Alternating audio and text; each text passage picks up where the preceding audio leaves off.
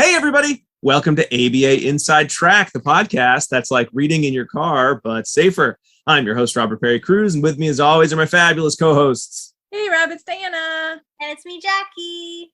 Joining us virtually. I'm a virtual joiner today. Yes. For unknown reasons. Do you want to talk about why? Oh, no, we don't want to talk about reasons. why. No, secret.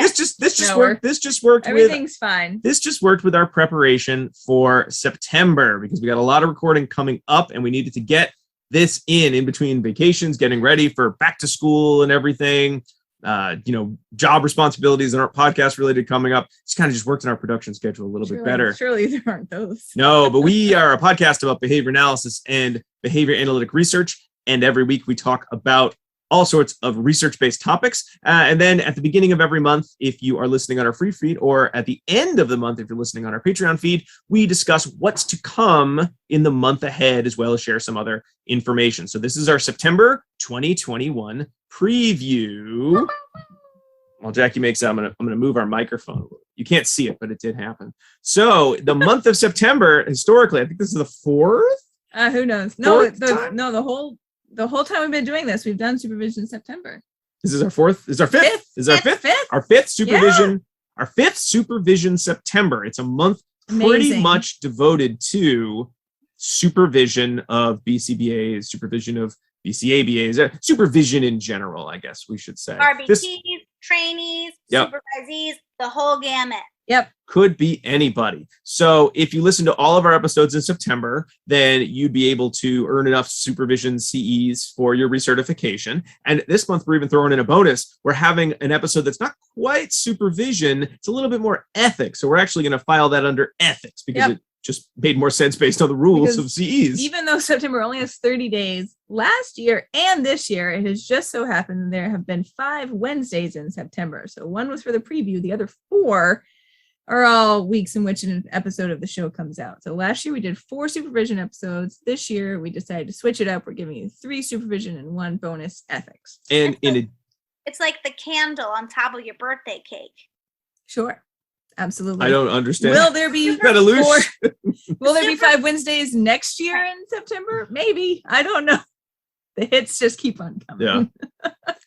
And do you want me to tell you what they're going to be? Well, in addition to that, that's what I meant. Well, they'll know when you tell them. But in addition to that, we're also throwing in an extra September book club. That's right. We've been doing book clubs throughout the year. We do book clubs at various times. Some of them are on the Patreon feed. We'll have a little bit more information about that when we do our errata a little later in the show. But we had a supervision book that we said, you know what? I feel like this one is one we should be going over. So we threw it in there because it is about supervision. So we've got a book club, all supervision episodes, plus an ethics episode, and 5 total episodes, if you count this preview, all in Supervision September. Because it's the 5th annual, so we're going big. Wow! Oh my goodness! We're actually bringing it back to the OG Supervision September because our first Supervision September, we talked about the guidebook. Oh, that's right. Oh, yeah. Long time ago. Was it episode 2-parter? 60, 35, I don't know. 37, 38, 30. Oh, man. Fun times. That's a lifetime ago. 38, 39, and 40. All right. Well, no, I'm not sure. Diana, why don't you tell everyone, out there listening or watching this, what we will be discussing. So our first 2 episodes for Supervision September will be our book club episodes. We're going to be talking about the book, but splitting it into 2 episodes. And the book we'll be discussing is How to Win Friends and Influence People. This is what you always do to me, Rob. You cover up my face. That's because there's 3 of us in like a dinky window. You're just being spiteful, I think. By Dale Carnegie. It's not pronounced Carnegie. It's Carnegie. And this is an oldie. Now I forgot what year it was published. 1936. 1936. So it's going to go way back, and it'll give us a chance to talk about what things were like in Dale's era and what things are like for us today. So I think it will be a really good discussion, and we'll make sure and tie in all sorts of supervision tips and tidbits into our discussion of this book. Yes. And it was revised in 1981. Yeah, that's the version we're looking at here. Also joining us, though, Dan, you didn't mention who'll be joining us for our book club. For anyone who has actually been listening to our book club episodes on our Patreon feed, we have been consistently joined originally just because it was a patron tier by Alan Haberman. You probably heard him if you listen to any of the previews we put out for those. And since it's a book club, we kind of told him, since he's done 3 of these at this point, he's sort of required to join us, especially because when we mentioned How to Win Friends and Influence People, it was probably going to be a discussion. He said, I'm tired of that book. It's so old. And he had these amazing points he wanted to bring up, which in turn spurred, I think us all, but definitely I know I can speak for myself, spurred me on to be like, what are the contexts of this book? Because I think there's a lot of positivity, and there's like good old fashioned Americana positivity. Because, I'm a white guy, so I like to think very simply and basically. And it was really fun to think, what? There's more to this book that I'm not paying attention to. And I bet there are other people out there who read this book and they're like, smiling, that's great. Why wouldn't you smile? And there might be reasons you don't smile. And it's an old book.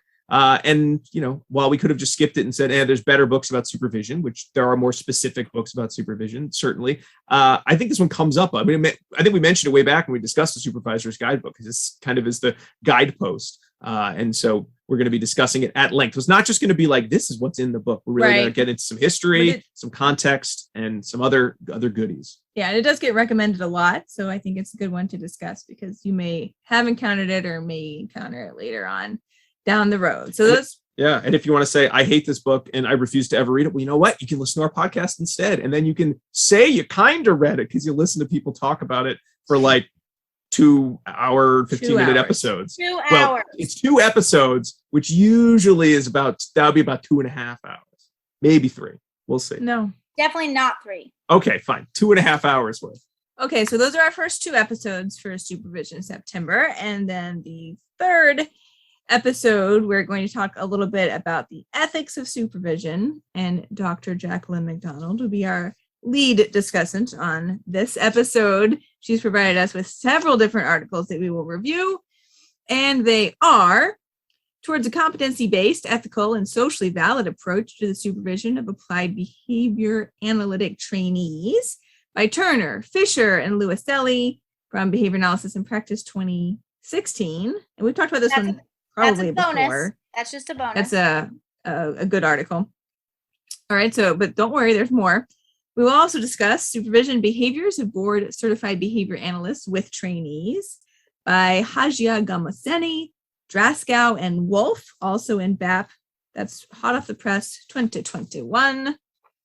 For that one, just hot tip if someone wants to read that. That is a survey that I've been waiting to come out from another survey that came out before they did the 8-hour supervision training. So it was like pretty exciting. I was like, oh my God, they did that survey. So it's back. Very good. So also Promoting Ethical Discussions and Decision-Making in a Human Service Agency by LeBlanc, Onofrio, Valentino, and Sleeper in BAP 2020.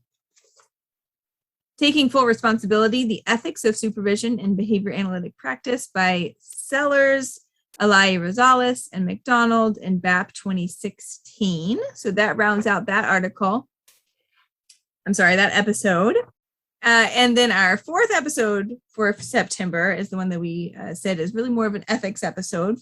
So for this episode, we're going to talk about the ethics of ABA in the workplace. And we were very pleased to be joined by Dr. Manny Rodriguez, and he was discussing all the ins and outs of his dissertation, and it's quite a hefty tome that we have here. So the title of that is Identifying Effective Systems and Processes to Promote Ethical Workplace Cultures in the Applied Behavior Analysis, ABA, Therapy Industry. So we get to have a really fun conversation with him regarding that. And then in that episode, we also discussed an integrated approach for conducting a behavioral systems analysis by Diner, McGee, and Miguel.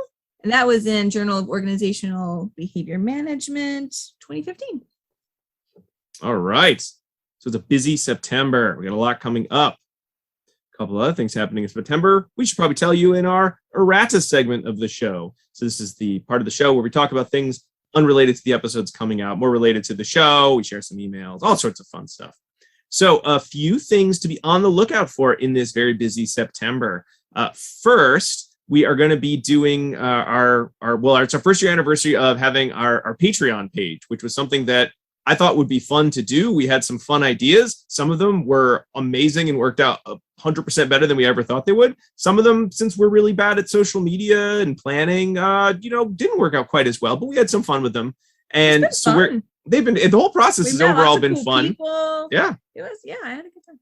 So, we always kind of started saying we're going to do it for a year, and then we'll put it to bed if it's not any fun or nobody cares. And enough people have cared that we are looking into doing some updates. As of this posting, we just finished up a survey we did with our patrons, and keep an eye out on our Facebook page. We might have a Twitter link as well to it, but we actually are going to have a survey for non-patrons to sort of see what are the things that they might be interested in seeing, or would there be something that we could do? Because that's the nice thing about the Patreon feed, or the way the Patreon system works, is we are a little bit more able to sort of pivot into the things that people listening want us to do. Whereas in our main show, we know what we want that to be, and we sort of don't want to change that. But if people are like, hey, would it be great if you did XYZ? Whatever, we'll give it a try. If you say you're interested in it, we'll do it. And if you say no, I hate that, stop doing it, well, that's fine with us. We're just trying to add a little more extra fun stuff in there. And it's kind of meant for things that are a little lighter, a little more fun.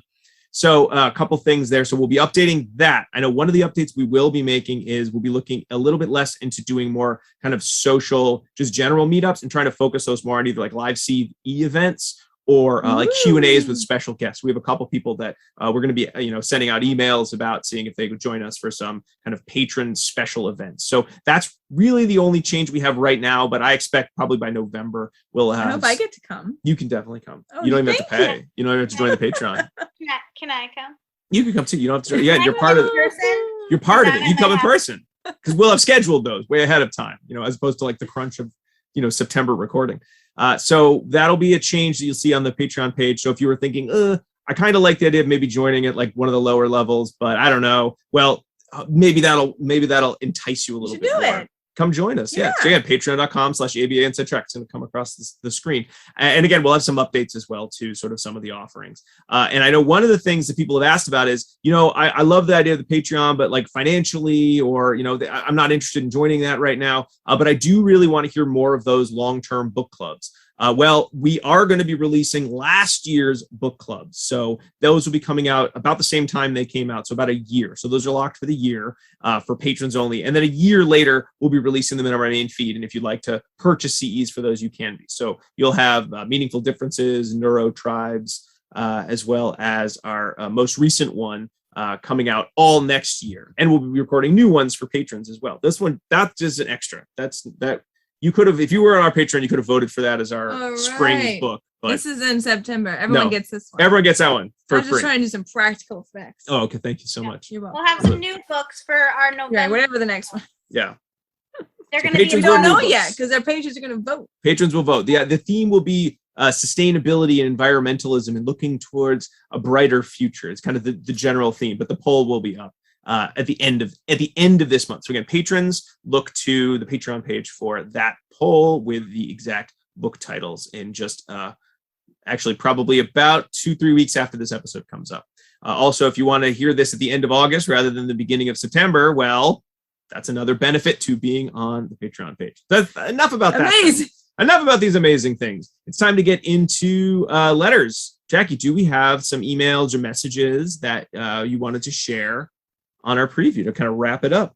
Are you laughing at me? What are you laughing because I thought that you were about to sing the letter song like happens on the Flophouse? On the Flophouse. Oh no. Like it's time for letters. On that show, they then burst into song about letters. So I was never saw it. It seemed like that was about to happen. Yeah. So that was funny. What you got, Jackie? Okay. So a few people have emailed me in the past few weeks, and they have been hitting the back episodes, the before 100 episodes, and have had some questions. And specifically, a few listeners have asked about episodes 86 and 87, where we discuss the differences between behavioral momentum metaphor and the high probability sequence. And so one listener specifically said, okay, I listened to both, but I'm still confused because my job uses it interchangeably, right? It's not the same thing, jobs, just saying. So I thought that I would just give a little update about that. So give you a little teaser if you've not listened to it. But when you're thinking about the behavior momentum metaphor, you're thinking about what happens to behavior during reinforcement when reinforcement's disrupted, right? So say, for instance, if an extinction is implemented or a behavior is placed on a less done schedule of reinforcement. So we all know that when aspects of a reinforcement schedule change, behavior will change. So the behavioral metaphor tries to predict what will happen to behavior over time during that change. So the behavior momentum metaphor suggests that behavior that has been placed on a continuous schedule of reinforcement will last longer, will persist during that change, so like during extinction, than behavior that was placed on an intermittent schedule of reinforcement. So when you're talking about behavior momentum metaphor, you're really just talking about one behavior or a response class, right? And what happens to that behavior, that response class, when that reinforcement is disrupted. So not at all what people mean when they're talking about the high probability sequence, right? So when the high probability sequence is just that, if a person's emitting a behavior that's more likely to occur before a behavior that's less likely to occur, the more likely to occur is the high probability behavior, right? And the less likely to occur is the low probability behavior. You're just upping the probability that the lower probability behavior will be emitted because you have an overall increase of behavior, right? So with that— And reinforcement. And reinforcement, right? Sometimes the reinforcement is what is it? When it's like idiosyncratic, because they've taken the reinforcement out and they've still seen increases in behavior. Mhm. Norman and Beaulieu 2016 is the reference, but right, so it's easier to think about it in terms of high probability sequences, multiple behaviors, right? Behavior momentum is one or a response class of behaviors. And when you're thinking about the high probability sequence, I get why people say building up momentum, right? Because that's how you would like talk about it in regular life, right? Like, oh, I'm building momentum to go to the library, but not the same thing.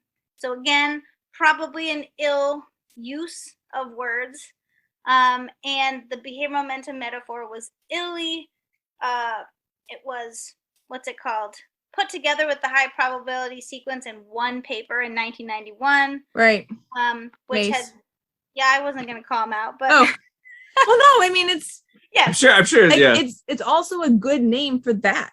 It's a Yes. good metaphor for It what is. happens in the high probability. See, I like to think I like high probability because there's always a chance that, like, momentum, I feel like there's just inexorable is an inexorable goal. Like, it's going to happen. You just keep building momentum until the explosion. Whereas high probability sequence is like every time you do it, you're increasing the chance that the next time you say, hey, engage in this behavior, that the individual will engage in that response. But there's always a chance they won't. They're just going to stop. Nope, not doing it. So it's always about that probability, and you're just increasing the chance that the next one works, not necessarily that barrel ahead that you get a little bit more of the behavioral momentum metaphor. Right. So I'm pretty sure that is commonplace, and the misunderstanding is there. So that's like the like Cliff Notes version of episode 86 and 87. So please listen if you want more. We had a really great guest, Dr. Bill Ahern, who he does all the research in that, and he's so easy to understand when he talks about those examples. So just wanted to plug that out there. I've had a few people email me, and so it's a thing. But that's all. Yeah. I'm going to go supervise now. It's important to point that out every time you see someone get it wrong, because you want to be technically correct. And as we all know, nothing is more fun than being correct on a technicality or technically. Did you not read the book yet, Rob? Right? Rob This is why I have no friends in influence. Nobody. Anyway, it was great seeing you all. That was great, Jackie. That was good. You know what I realized too before we wrap up? Is this the first time we've done a preview in our new studio? Because we've been recording here as our studio. I think this is our first preview. I think this is our first video of it. I can't remember now. Well, this is a preview of what the studio looks like. I think so. Yes, I think so. Next month we'll do a tour or something. Because in August you put R.I.P. Orange Curtains. That was the last preview. Right. Our last preview, we're in our old location. So we are currently in the studio. We are, but since Jackie can't be there, we haven't really thought about it. But next month we'll do a formal tour of the. It's not quite finished on that side. You can't see it, but looks great on that side. This side looks pretty good. We'll do a formal tour maybe next month. So another preview of a preview. Well, that brings us to the end. Great. We're looking forward to another exciting Supervision September, another year, by school year at least, not 2023 yet. So until next week. So again, if you're on the Patreon feed, please continue to stay there because you'll be getting these episodes a week ahead of time. Again, that's patreon.com/ABA Inside Track. That's just our initial tier for $5 a month. You can subscribe and get these all a week ahead of time, as well as other bonuses and new bonuses, I'm sure, to come once we're done with all our surveying. We also can be found everywhere on social media as ABA Inside Track, Facebook, Twitter, Pinterest, Instagram, all that good stuff. We've been doing some vacations, so we haven't had as much there, but we're looking into seeing how we can up that social media game. I'll do a better job. I will too, but vacation. It's been I know. You can find these episodes on YouTube or on Apple Podcasts. Apple Podcasts is our preferred place for people to listen to the show, but if you want to have a picture in front of you and get the YouTube subtitling feature, we have a YouTube page. We're on ABA Inside Track there. And if you ever have any questions, want to read, see our old episodes, purchase CEs, that's abainsidetrack.com. And of course, email us. And if your email, we always write back to emails, but if it's something we think will help everybody, well, we might read it on the show at abainsidetrack@gmail.com. All right, we'll be back next week with the first of our Supervision September. But until then, keep responding. Bye.